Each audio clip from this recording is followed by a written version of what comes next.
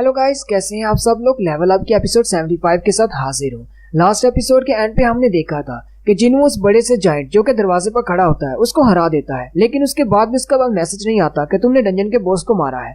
जिन्हों कहता है इसका मतलब डंजन का बॉस अभी जिंदा है और वो डंजन के अंदर चला जाता है। जिन्हों जैसे डंजन के अंदर जाता है वहाँ पर एक बड़ा सा कासिल होता है। जिन्हों कहता है ये जगह तो बहुत ज्यादा बड़ी है, लेकिन साथ ही वो कहता है जायंट्स के गुजरने के लिए रास्ता इतना बड़ा होना चाहिए था। उसी वक्त बीरू बाहर निकलता है। जिन्हों से कहता है क्या आपने सुना, अभी मुझे एक आवाज आई। जिन्हों कहता है क्या तुम्हें भी आवाज आई। उन दोनों को अंदर से हंसने की आवाज आ रही होती है। जिन्हों कहता है आखिर ये किस किस्म का बॉस है, हम इसकी डंजन के अंदर घुस गए हैं और वो हंस रहा है।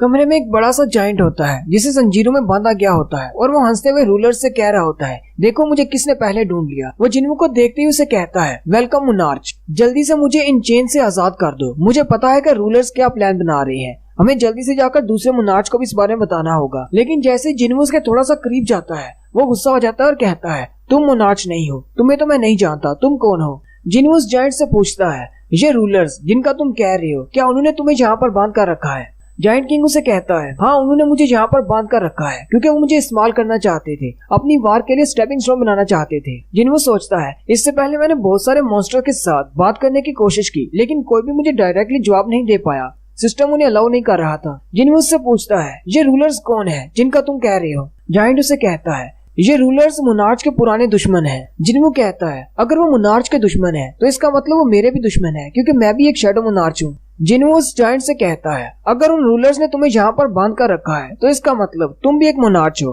किंग उसे कहता है हाँ मैं भी एक मोनार्च हूँ, मैं मोनार्च ऑफ द बिगनिंग हूँ, जाइंट्स का किंग। तुम अभी बहुत ज्यादा कमजोर हो, रूलर्स की नजर सारे मोनार्च पर है, तुम्हारे ऊपर भी है, तुम अकेले उनको नहीं हरा सकोगे, तुम्हें सपोर्ट की जरूरत है, जल्दी से मुझे इन चेन से आजाद करवा दो फिर मैं तुम्हारी मदद करूंगा। जिन्हों से कहता है तुम्हें क्या लगता है कि मैं तुम्हारी बात मान लूंगा, तुम एक मॉन्स्टर हो और मैं एक इंसान हूँ, एक मॉन्स्टर किसी इंसान की मदद क्यों करेगा। जाइंट किंग जिन्हों से कहता है तो इसका मतलब मुझे तुम्हें अपना यकीन दिलाना होगा और साथ ही वो अपनी भाषा में कुछ बोलता है। उसी वक्त जिन्हों के पास विंडो ओपन होती है जिसमें कहा जाता है कि जाइंट्स के किंग रेजिया ने जो कि मोनार्च ऑफ बिगिनिंग है उसने तुम्हारे सामने अपनी लॉयल्टी को प्लेज किया है। ये एक स्पेशल स्किल है, इसके बाद अगर तुम इस डील को एक्सेप्ट करते हो तुम दोनों एक दूसरे से झूठ नहीं बोल पाओगे। क्या तुम इसकी डील को एक्सेप्ट करना चाहोगे। जिन्हों कहता है अब मुझे क्या करना चाहिए, क्या मुझे इसकी डील को एक्सेप्ट कर लेना चाहिए। जिन्हों कहता है ठीक है मुझे एक्सेप्ट है। साथ ही जिन्हों के पास विंडो ओपन होती है और कहा जाता है कि तुमने इस डील को एक्सेप्ट कर लिया है, अब तुम दोनों एक दूसरे से झूठ नहीं बोल सकते, अगर तुम झूठ बोलोगे तो तुम दोनों को पेनल्टी दी जाएगी। जाइंट किंग रेजिया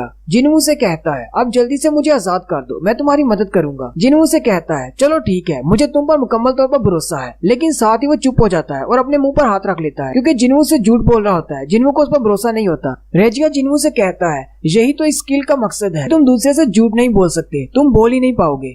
जिन्हों रेजिया से कहता है लेकिन हम दोनों इस तरह कैसे बात कर सकते हैं, बाकी के मॉन्स्टर्स तो मुझसे बात नहीं करते। रेजिया उसे कहता है कौन से मॉन्स्टर्स की बात कर रहे हो। जिन्हों से कहता है वही मॉन्स्टर जो इन डंजन से बाहर निकलते हैं। रेजिया उसे कहता है अच्छा तो तुम उनको मॉन्स्टर्स कह रहे हो, वो मॉन्स्टर्स नहीं है, वो तो जंग के बाद बच जाने वाले कैदी हैं। रेजिया जिन्हों से कहता है मेरा भी तुमसे एक सवाल है, तुम उन सारे आम से मॉन्स्टर्स को जो कि बहुत ज्यादा कमजोर हैं उन्हें एक मोनार्च के लेवल पर कैसे कंसीडर कर सकते हो, जबकि मोनार्च उन मॉन्स्टर्स पर हुकूमत करते हैं। वो सारे मॉन्स्टर्स, वो जितने भी मॉन्स्टर्स हैं, कभी वो आर्मी का हिस्सा थे जो कि मोनार्च लीड किया करते थे। रूलर्स के साथ फाइट के बाद मोनार्च की आर्मी के जितने भी सोल्जर्स को रूलर्स ने पकड़ लिया और उन्हें एक लंबे अरसे तक बांध कर रखा गया या उन्हें कैद करके रखा गया, जिसकी वजह से उनकी ईगो हर्ट हुई क्योंकि वो है तो सारे मॉन्स्टर्स और बीस्ट ही। इसलिए जब वो डंजन से बाहर निकलते हैं तो वो बहुत ज्यादा गुस्से में होते हैं, लेकिन मैं उनसे बहुत ज्यादा अलग हूँ, मैं एक किंग हूँ, मैंने अपनी सैनिटी को बनाकर रखा, मैं उनकी तरह पागल नहीं हुआ। मुझे पता था कि एक दिन कोई ना कोई आएगा जो मुझे इन चेन से आजाद करेगा और अब तुम यहाँ पर हो, मुझे आजाद करो। जिन्हों से पूछता है अभी तुमने रूलर्स का कहा कि तुम्हारी फाइट रूलर्स के साथ हुई थी, क्या ये रूलर्स वो सिल्वर सोल्जर्स हैं जिनकी बैक पे पंख भी हैं। रेजिया उसे कहता है हाँ बिल्कुल, जिनकी तुम बात कर रही हो वो रूलर्स के सोल्जर हैं। जिन्हों से पूछता है लेकिन वो रूलर्स हमारी अर्थ पर इन सारे मॉन्स्टर्स को क्यों बेचते हैं। रेजिया उसे कहता है वो लोग बैटलफील्ड को तैयार कर रहे हैं, वो उन मॉन्स्टर्स को यहाँ पर इसलिए बेचते हैं ताकि दोबारा से रूलर्स और मोनार्च के दरमियान फाइट हो सके और इस बार ये फाइट अर्थ पर होगी। जिन्हों से कहता है मुझे तुम्हारी बात की समझ नहीं आई, आखिर इन मॉन्स्टर्स को यहाँ पर बेचने से बैटलफील्ड कैसे तैयार होगी। रेजिया जिन्हू से कहता है ये तो बहुत ज्यादा सिंपल है। रूलर्स चाहते हैं कि तुम्हारी अर्थ में मैजिकल एनर्जी को इंजेक्ट किया जा सके और साथ ही एक बैकग्राउंड स्टोरी बताई जाती है कि अगर मॉन्स्टर जो कि एक डंजन से बाहर निकलते हैं वो इस दुनिया के लिए खतरा है, तो इन्हीं गेट के अंदर से बहुत सारी मैजिकल एनर्जी निकलती है जिसकी वजह से बहुत सारे इंसान हंटर्स बन रहे हैं और ये एक ब्लेसिंग है। इसके अलावा डंजन के अंदर मॉन्स्टर्स को मारने पर बहुत सारे मैजिकल क्रिस्टल्स निकलते हैं जिनसे हम आर्मर्स बनाते हैं और उनको यूज भी करते हैं। लेकिन ये सारे मैजिकल क्रिस्टल्स और हंटर्स जितना भी मैजिक इस दुनिया में है वो सारा वार की तैयारी के लिए, अर्थ को एक बैटलफील्ड बनाने के लिए है। रेजिया जिन्हू से कहता है उन रूलर्स ने इन मॉन्स्टर्स को एक लंबे अरसे तक अपने पास रखा और फिर उन्होंने फैसला किया इन्हें इस जमीन पर छोड़ दिया जाए ताकि जब तुम लोग उनको मारो तो उनके ब्लड में मैजिकल एनर्जी फ्लो कर रही हो जिससे तुम्हारा सारा वर्ल्ड मैजिकल एनर्जी से भर जाए और वो यहाँ पर आकर फाइट कर सके। वो ये चाहते हैं कि इस दुनिया को इतना ज्यादा मैजिकल एनर्जी से भर दे कि यहाँ पर वार की जा सके। जिन्हू से कहता है और इस बार वार किसके दरमियान होने वाली है?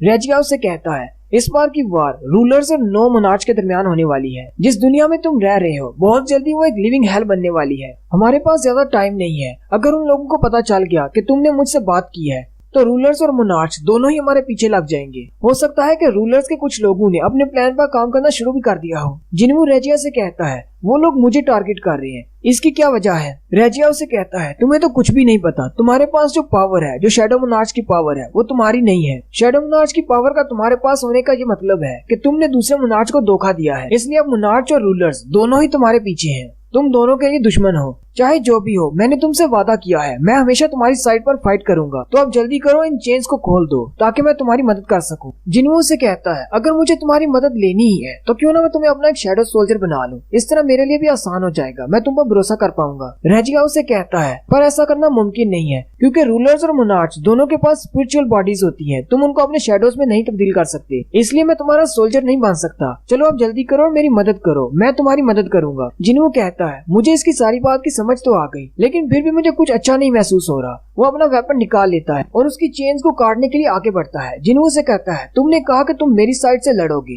रेजिया उसे कहता है हाँ बिल्कुल तुम्हारी साइड से लड़ूंगा, क्योंकि अगर तुम मेरी मदद करोगे तो मैं तुम्हारी मदद करूंगा। साथ ही जिन्हू उसकी एक चेन को काट देता है। साथ ही रेजिया का एक हाथ आजाद हो जाता है। साथ ही जिन्हू उसके दूसरे हाथ की चेन को काटने लगता है और उसे कहता है क्या तुम इंसानों की भी मदद करोगे? इस पर रेजिया उसे कोई भी जवाब नहीं देता क्योंकि वो जवाब ही नहीं दे पाता, क्योंकि वो झूठ नहीं बोल सकता। झूठ बोलने पर उसका मुंह बंद हो जाता है। यही उनकी डील थी। जिन्हू से कहता है तुमने जवाब क्यों नहीं दिया? क्या ये हमारी डील की वजह से है? तुम झूठ नहीं बोल सकते। साथ ही जिन्हू की नजर उसकी गर्दन के पीछे पड़ती है। उसकी गर्दन के पीछे क्रिस्टल लगा होता है। यही वो क्रिस्टल है जो कि रूलर्स ने मॉन्स्टर्स की गर्दन के पीछे लगाया है, जिसकी वजह से उनके कान में आवाज आती है कि इंसानों को मार डालो। जिन्हू से कहता है तुम बाकी मॉन्स्टर से बिल्कुल भी अलग नहीं हो, तुम्हारे कान में भी यही आवाज आती है कि इंसानों को मार डालो और ये रूलर्स का ऑर्डर होता है। ये बात सुनते ही रेजिया को जब कोई भी रास्ता नजर नहीं आता वो अपने खुले हुए हाथ से जिन्हू पर अटैक करता है। जिन्हू रेजिया से कहता है हमारी डील के बारे में भूल जाओ, मुझे तुम्हारी मदद नहीं चाहिए। तुम्हें जिंदा रखना यानी कि इंसानियत के लिए खतरा है। साथ ही वो अपना डैगर उसके सीने में दंसा देता है और उसे कहता है तुम इंसानियत के लिए खतरा हो, इसलिए तुम्हें यहीं पर खत्म करना होगा।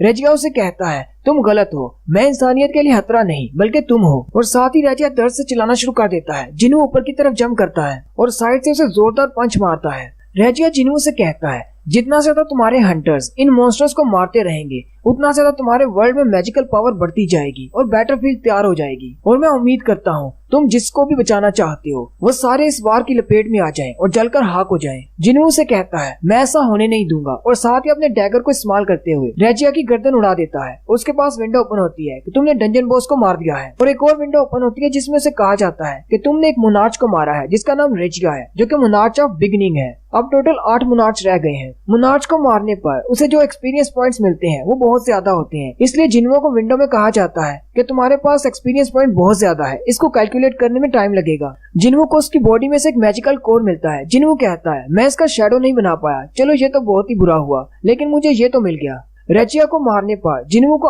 8 बार लेवल अप कहा जाता है और साथ ही रेजिया की बॉडी खुद बहुत डिस्ट्रॉय हो जाती है क्योंकि वो एक स्पिरिचुअल बॉडी है। और जिन्हू का लेवल दिखाया जाता है। जिन्हू इस वक्त लेवल 122 पर है। नेक्स्ट सीन अमेरिका का दिखाया जाता है जहाँ पर एक नेशनल लेवल का हंटर जिसका नाम क्रिस्टोफर रीड है उसके पास नॉर्मा सेलनर और डिप्टी डायरेक्टर जाते हैं। क्रिस्टोफर उन दोनों से कहता है मुझे नहीं पता था कि तुम दोनों यहाँ पर आने वाले हो, आने से पहले बताना चाहिए था। डिप्टी डायरेक्टर क्रिस्टोफर से कहते हैं हमें तुमसे कुछ बहुत ही जरूरी बात करनी है, इसलिए क्या तुम सभी को बाहर भेज सकते हो? क्रिस्टोफर अपनी सेक्रेटरी से कहता है सभी को बाहर भेज दो, जब तक ये दोनों चले नहीं जाते किसी को भी अंदर मत भेजना। फिर वो लोग अंदर जाकर बैठ जाते हैं। रीड उनसे कहता है, अगर तुम लोग यहाँ पर किसी एस रैंक के गेट के लिए आए हो जो कि जापान में ओपन हुआ है तो मैं तुम लोगों को बता दूं, मैं वहाँ पर नहीं जाने वाला। नॉर्मा सेलनर उनसे कहती है, हम लोग यहाँ पर किसी गेट के बारे में डिस्कस करने के लिए नहीं आए, हमारे पास उससे भी बड़ा एक मसला है। क्रिस्टोफर उनसे कहता है, एक एस रैंक के गेट से भी बड़ा मसला क्या हो सकता है। नॉर्मा सेलनर उससे कहती है, मिस्टर क्रिस, मुझे लगता है कि नियर फ्यूचर में कोई तुम्हें मारने वाला है।